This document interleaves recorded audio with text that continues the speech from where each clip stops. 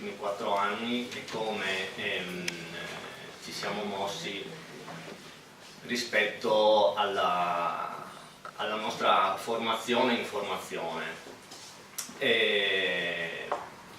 Nessuno del gruppo Notav è un esperto in infrastrutture, non ci sono ingegneri, non ci sono politici e quindi è per noi obbligatorio andare in cerca di fonti, numeri, dati, fare iniziative pubbliche, avere confronti appunto con ingegneri esperti del settore, ed è quello che abbiamo fatto. Partirei da un dato che ci fornisce RFI, da un documento che si chiama Scenario Tecnico e Sviluppo Ferroviario della Regione Veneto e Friuli Venezia Giulia, che sono quelle che a noi più interessano perché rispetto alla linea alta velocità Venezia-Trieste. Bene, sulla tratta Venezia-Portogruaro transitano attualmente 90 treni al giorno. Senza nessun tipo di intervento potrebbero transitare altri 150. Sulla tratta Portogruaro-Latisana ne transitano 67 al giorno, senza nessun tipo di intervento ne potrebbero passare altri 173. E avanti così. Sul tratto Latisana-San Giorgio di Dongaro ne potrebbero passare altri 171, fino ad arrivare all'ultimo tratto, insomma, quello che arriva poi a Trieste, che ne potrebbero passare altri 115. È chiaro che in una situazione così non c'è bisogno di nessun tipo di infrastruttura, che sia alta velocità o che sia altro, non serve costruire altro, perché nell'attuale possono già transitare altri treni. E di conseguenza è normale l'esistenza dei gruppi Notav.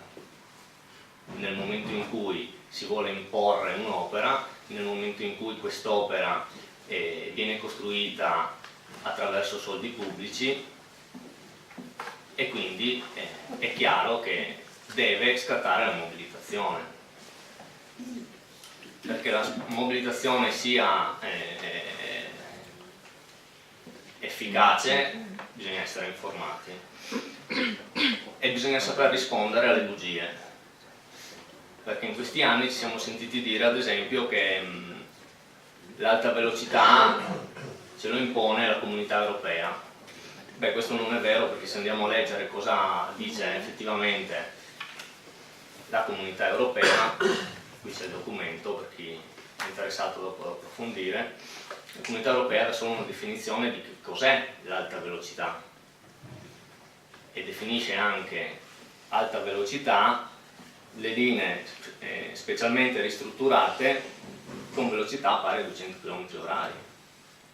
Quindi ad esempio intervenendo su quella esistente, dando i treni ad andare a 200 km/h, non impone la costruzione di nuove strutture. Poi ad esempio ci è stato detto che l'alta velocità farà sì che le merci si sposteranno da gomma a rotaia. Su questo noi abbiamo fatto una serata, abbiamo chiamato dalla Val di Susa l'ingegner Cancelli, che ci ha spiegato molto bene i motivi tecnici per cui questa cosa non si può fare. Motivi tecnici che poi qualcuno ha voluto giustamente prendere e ha messo nero su bianco, e mi riferisco alla provincia di Venezia. Qui c'è la delibera, se dopo qualcuno vuole consultarla. E la provincia di Venezia scrive nell'ultima delibera che ha fatto sull'alta velocità: fino ad oggi nessun treno merci ha percorso la Roma-Napoli, la Milano-Bologna e la Torino-Milano. Se qualcuno ancora non ci crede, è pregato di passare una giornata seduto a fianco ad una linea ad alta velocità e contare quanti treni merci passano. Stare lì tutta la vita ad aspettare, molto probabilmente. Dopodiché, questa è bella. È arrivata una proposta del commissario straordinario Bortolo Mainardi, che per un periodo ha fatto il commissario per il tratto Venezia-Trieste, che se non sbaglio, ascoltando un intervento di Luca Giunti, che è un tecnico della Val di Susa a Vicenza, ci ha detto che lo stesso Mainardi qui faceva il commissario straordinario a Roma e all'interno della commissione DIA che deve valutare ed esprimersi sull'alta velocità in Val di Susa. Bene, fa una proposta di tracciato in affiancamento alla linea storica. E il nostro comune, mi riferisco a quello di Portogruaro, è artefice e riesce, soprattutto per bocca dell'ex assessore Ivo Simonella, a lanciare il messaggio che non si parla più di alta velocità. Quello non è un tracciato TAV e quindi è la giusta strada da percorrere. Cosa che poi, siccome è detta non ai giornali ma in consiglio comunale durante la discussione, il consiglio comunale fa propria e quindi delibera a maggioranza il sì a quella proposta. Andiamo a vedere cosa dice poi quello studio, che non è nemmeno uno studio, è uno scarabocchio fatto in affiancamento alla linea storica su una mappa risalente tra l'altro agli anni 80, quindi nemmeno aggiornata. Se andiamo a vedere cosa c'è dentro, l'elaborato grafico riporta la dicitura velocità di tracciato 250 km/h. Cosa vuol dire? Ce lo dice la Comunità Europea nello stesso documento che vi dicevo prima. Le linee specialmente costruite per l'alta velocità, attrezzate per velocità generalmente pari o superiori a 250 km/h. Quindi la Comunità Europea dice che le linee specialmente attrezzate per il TAV con velocità pari o maggiore a 250 km/h sono alta velocità. Ed è quello che troviamo poi nella proposta di Mainardi. In più ci sono delle curvature nel tracciato che non sono proprio come quelle della linea storica, soprattutto nella zona di Quarto d'Altino. Questo è un altro indicatore che si tratta di alta velocità, perché se le curvature non sono fatte con criterio, o il treno rallenta o si schianta contro le abitazioni che ci sono a fianco. Inoltre c'è anche una risposta dei politici su questo tracciato. A seguito di una interrogazione presso la Commissione dei Trasporti, posta questa interrogazione dalla Moretto e dalla Rubinato, il sottosegretario alle infrastrutture e trasporti Rocco Girlanda dichiara che la velocità di tracciato della nuova linea è stata impostata a 250 km/h. Tale soluzione, in affiancamento alla linea attuale, sviluppata per il tratto Veneto da Venezia a Mestre a Portogruaro, salvaguarda comunque il tracciato alta velocità da Portogruaro a Trieste, avendo standard prestazionali sufficienti a garantire servizi di tipo alta velocità.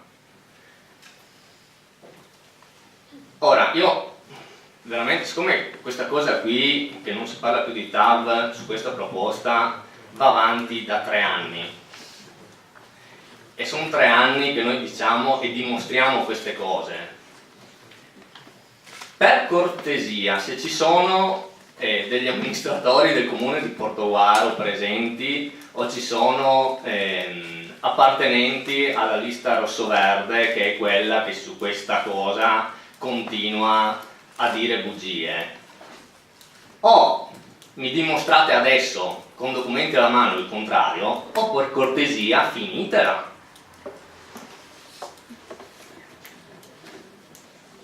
Perché l'informazione va fatta nel modo corretto, non imbrogliando i cittadini. L'ultima trovata, sempre frutto dell'arrivo del commissario straordinario Bortolo Mainardi, ricordo che il commissario straordinario è una figura imposta che ha pieni poteri, fa quello che vuole. Quindi se vuole parla con gli amministratori, se no no, se vuole parla con i cittadini, se no no, fa quello che vuole.